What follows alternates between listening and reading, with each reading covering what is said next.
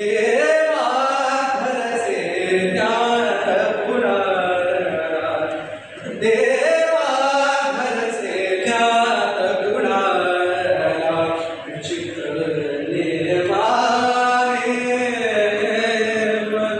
कुणी रखती कुणी तराणी कुणास लाभे हे. नमस्कार. मला ओळखलंच असेल. मी अजर अमर अश्वत्थामा. होय, उत्तरेच्या गर्भावरती बाण चालवणारा मीच तो अश्वत्थामा. हा, पांडवांच्या मुलांना क्रोधापायी मारणारा मीच तो अश्वत्थामा. आणि ह्या सर्व गोष्टींमुळे गोपालकृष्णाने मला श्राप दिला. कोणता? माझ्या माथ्यावरती असणारा दिव्यमणी काढून घेतला आणि सदैव भळभळती असणारी जखम आणि सोबत दिलं मला अमरत्व, आणि तेही श्रापित. दुःख होतंय कलियुगामध्ये या गोष्टींचं. दुःख माझ्या माथ्यावरती जी भळभळती जखम आहे त्याचं दुःख मला कधीच नाही. मला दुःख होतंय ते धर्माने घेतलेल्या अधर्माच्या सोलाचं. अरे आमच्या काळामध्ये किमान लोक पुढे येऊन बोलत असतात की हो आम्ही अधर्मी आहोत, काय कराल. पण या वेळेला धर्माने अधर्माचं सोंग घेतलेलं दिसतंय.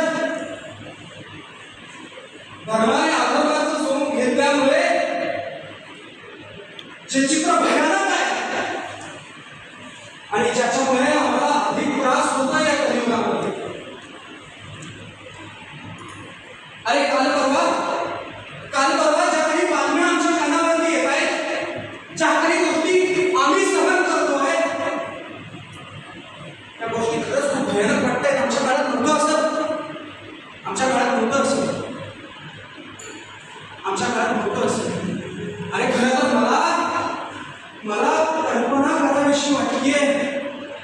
मला कल्पना करावीशी वाटलीये की ज्या गणपतीने एका स्त्रीच्या सन्मानाकरता स्वतःची मान कापून घेतली, त्याच गणपतीच्या मंदिरामध्ये स्त्रीवरती बलात्कार होतात. सकाळी ती आई जेव्हा उठते तेव्हा तिचा श्वास गुदमरला जातो. तिने होमवर्क करू नये म्हणून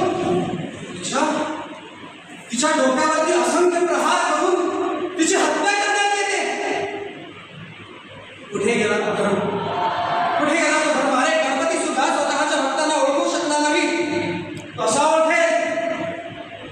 कारण अधर्माने घेतलेल्या धर्माचं सोंग हे खूप भयानक दिसतंय मला. अधर्माने घेतलेल्या धर्माचं सोंग हे प्रचंड भयानक दिसतंय मला. खरं तर याच्यापेक्षा ही गोष्ट कुठली असूच शकत नाही. अरे अरे हे काय? ही तर फक्त बाण चालवलं म्हणून मला इतकी शिक्षा मिळाली.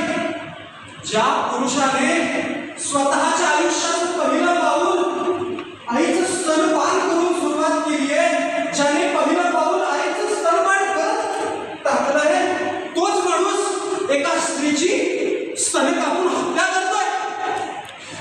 काय चाललंय ह्या कलियुगामध्ये? काय चाललंय? काय गोपालकृष्ण म्हणत असत ना, यदा यदा ही धर्मस्य ग्लानिर्भवति भारत. कुठे गेला तो धर्म? की दंड फक्त आम्हालाच द्यायचा होता तुम्हाला. कुठे गेला तो धर्म? कुठे गेला तो धर्म? मला आठवत आहे माझ्या वडिलांना छळाने मारलं होतं. जेव्हा धर्मराजाला विचारलं गेलं तेव्हा धर्मराज सुद्धा म्हटला अश्वत्थामा हता नरोबा गंधर्व. आणि त्या गोष्टी करता त्याला प्रायश्चित्त करावं लागलं. जर एवढूशा अधर्माकरता जर त्याला प्रायश्चित्त असेल तर ह्या अधर्माकरता काय शिक्षा असू शकते? न्यायपालिका काहीच करू शकत नाही.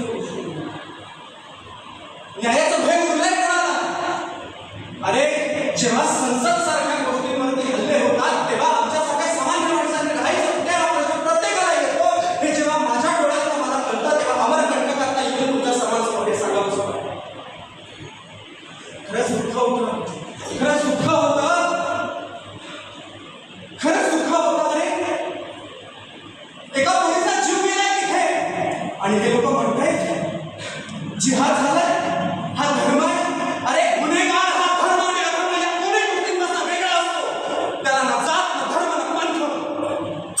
बघितलं मी भारतीय संघ जेव्हा विश्वकप जिंकून आला तेव्हा मुंबईमध्ये मुंबई सुद्धा चालायला जागा नव्हती. जेव्हा स्त्रीमध्ये अशा पद्धतीचे रोष होत आहे तेव्हा आम्ही उतरत नाही रस्त्यावरती. आम्ही रस्त्यावरती उतरलेलं कधी बघितलंच नाही. महागाईचा भस्मासूर इतका वाढत चाललाय त्याच्याकरता कधी लोक रस्त्यावरती उतरलेली मी बघितली नाही. आमच्यावरती होणाऱ्या अन्यायावरती प्रत्येक लोकांनी स्वतः पेटून उठले पण त्याच्याकरता समूह कितपत रस्त्यावरती आला हाच प्रश्न आहे. आमच्या वेळेला किमान त्या गोष्टींचा निषेध तरी केला जात असत. एखाद्या स्त्रीवरती जर त्रास झाला तर त्याच्याकरता एवढा मोठा महाकाव्य महाभारत केलं जात असत. जेव्हा ह्या सगळ्या गोष्टींचा विरोध करणं इकडची जनता शिकेल तेव्हाच खऱ्या अर्थाने हा भारत हा आर्यावर्त